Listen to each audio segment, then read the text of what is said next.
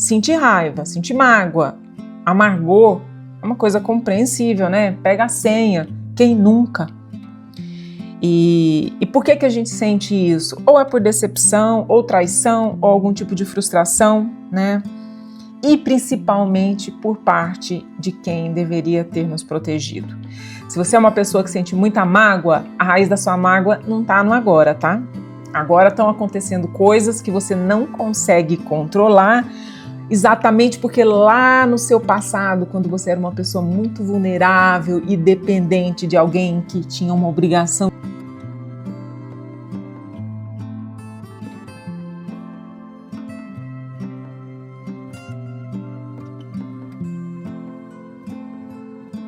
de te proteger, essa pessoa não fez isso. E aí o que aconteceu? Você veio com essa fórmula, você fica meio que aplicando essa fórmula para ficar repetindo esse filme. Só que qual que é a saída? Tudo bem, saber disso é um passo. Segundo passo, qual é a saída hoje em dia? Primeira coisa, entender que o ressentimento é uma das emoções mais autodestrutivas que existem. E se você vive ressentida, existem dois caminhos possíveis. Caminho número um é uma questão de imaturidade pessoal. Então, infelizmente, temos que encarar isso. Então, precisar de culpar outras pessoas não dá. Precisa crescer, precisa assumir a responsabilidade agora para a sua própria vida. E aí, o que você vive? Eu tenho certeza que você vive isso. Se você é uma pessoa magoada, você vive uma opressão silenciosa. Você vive sob forças tirânicas. E não é que existe uma pessoa tirana aí na sua frente, não. Essa pessoa está dentro de você. Você está trazendo ela lá do seu passado. E você acaba reproduzindo esse campo. Como esse campo está tão forte em você, você acaba se envolvendo com pessoas assim à sua volta. E isso aí vai te impedir de viver os seus valores e vai também te silenciar em relação à sua própria verdade. Então, o ressentimento ele surge quando, primeira coisa, quando você não expressa o que você acredita. Quando a gente era criança era uma coisa, a gente não podia expressar. Hoje a gente pode. Então a gente precisa de ter esse trabalho de construir e de expressar. Segunda coisa, você fica aceitando padrões éticos que não são seus. E é preciso se posicionar nesse momento. Terceira coisa, você permite abusos posicionar, né? Padrões éticos que não são seus é praticamente permitir abusos hoje em dia. Ou você permitiu, né, de alguém lá no seu passado. Só que lá não dá para mexer mais. Agora é bola para frente, prestar muito atenção nos círculos onde você se envolve, as pessoas com as quais você se envolve e o poder que você dá para elas de virem com padrões éticos que não são seus para cima de você, de abusar de você sem você se posicionar. Agora o cinema é outro, o filme é outro e você pode se posicionar. Então, o que você vai precisar fazer para começar o seu processo de cura? Coragem e diálogo. Vamos dar um exemplo aqui. Num casamento que está insatisfatório, numa relação com seu chefe, é onde a gente mais tem esse tipo de problema. Primeira coisa, você reconhece sua infelicidade e você encara. Esse conflito aqui é uma ferramenta de restauração. Eu vou usar esse conflito aqui para restaurar aquela situação que aconteceu lá no meu passado. E aí, isso exige que você diga com humildade. Bom, eu estou frustrada, eu acho que isso aqui está me afetando e talvez a minha parte seja essa. Talvez a sua parte seja essa. E a solução no que eu estou pensando é tá, entendeu?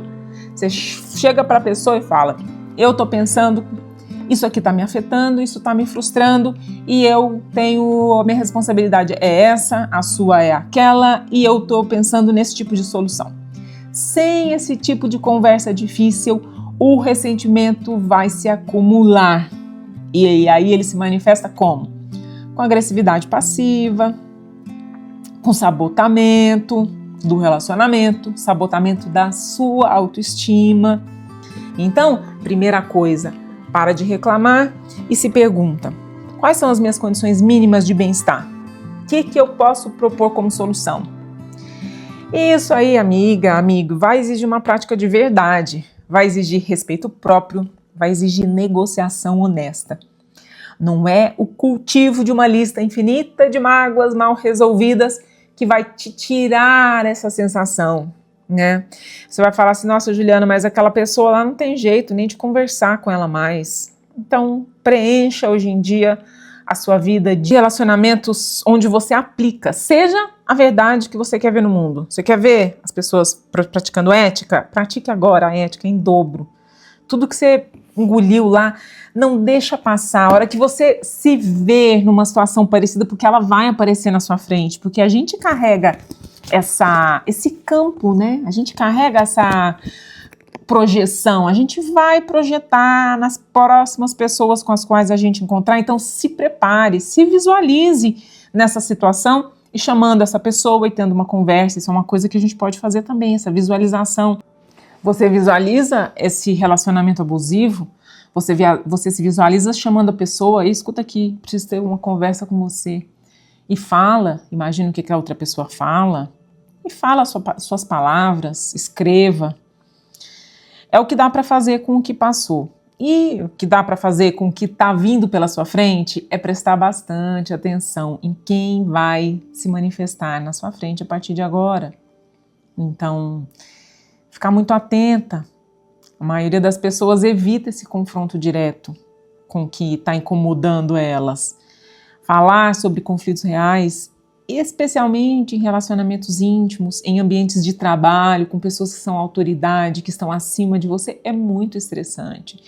E aí a maioria das pessoas opta por engolir a própria frustração, né? Só que aí tem um preço. Quando você evita o conflito, você acumula monstros.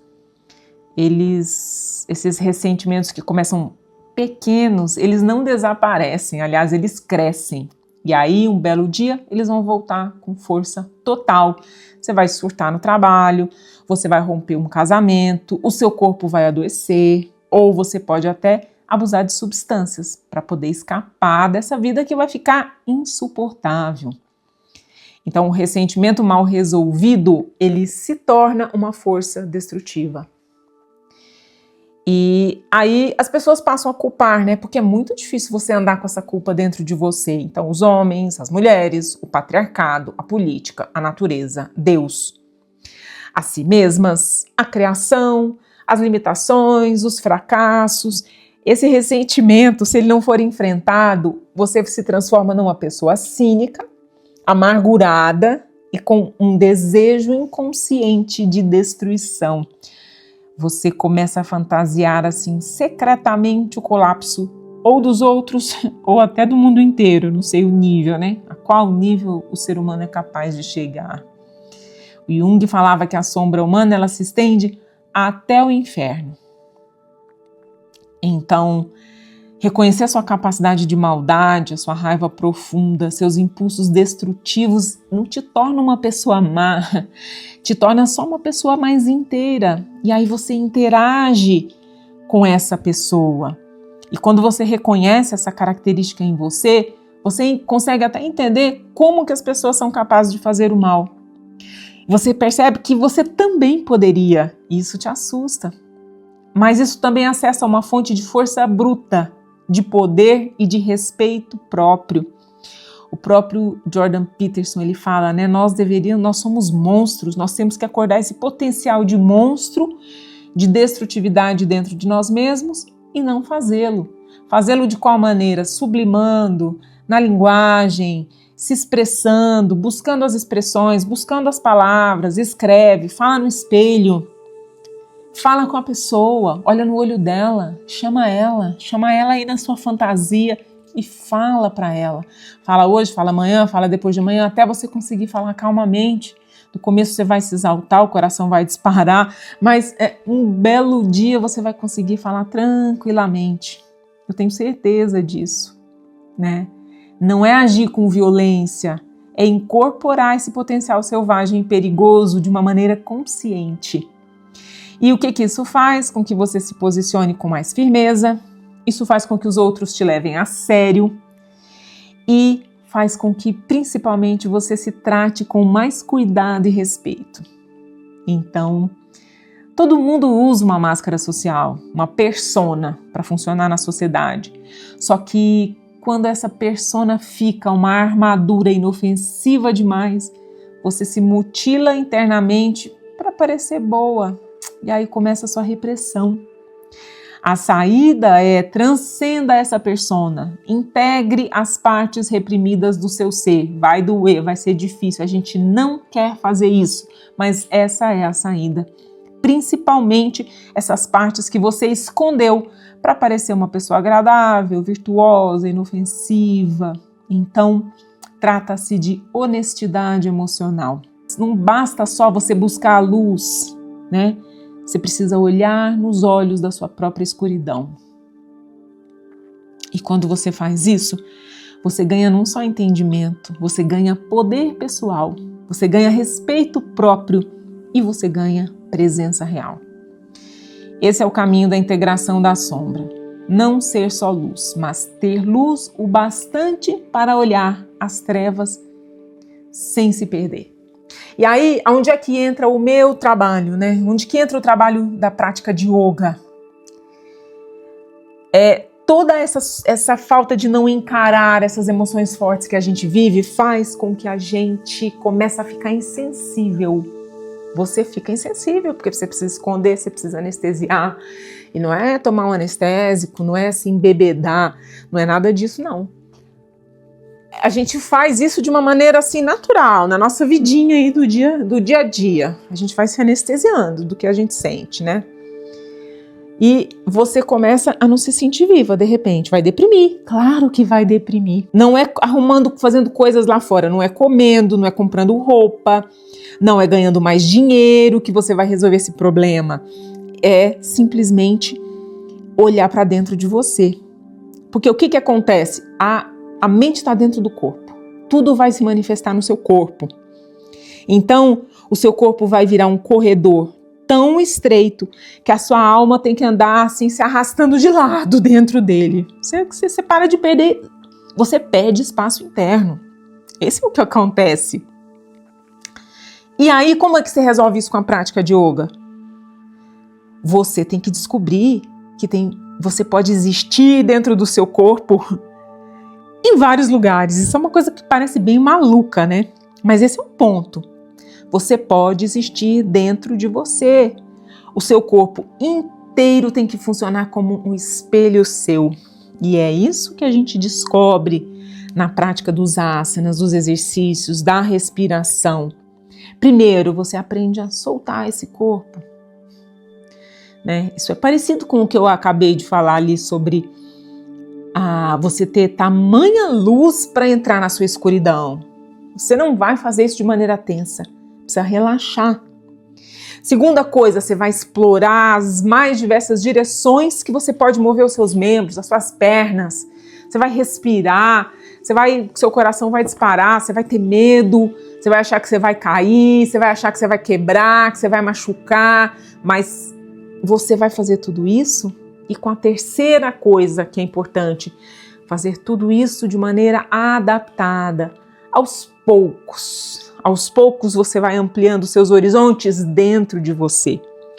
E isso regula o seu sistema nervoso autônomo, te dando essa capacidade de olhar para a sua escuridão, de respirar, de se visualizar, encontrando essas pessoas com as quais você precisa resolver os seus problemas, essas pessoas com as quais você precisa olhar nos olhos dela, delas, dela, dele, quem quer que seja, e falar as suas palavras e expressar as suas palavras.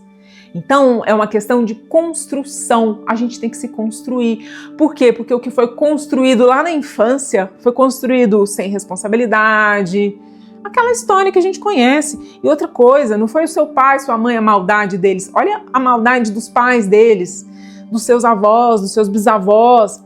Essas gerações vieram inteiras sem recursos para saber o que era ética, o que era assim, formar um ser humano, ter um ser humano em formação nas suas mãos.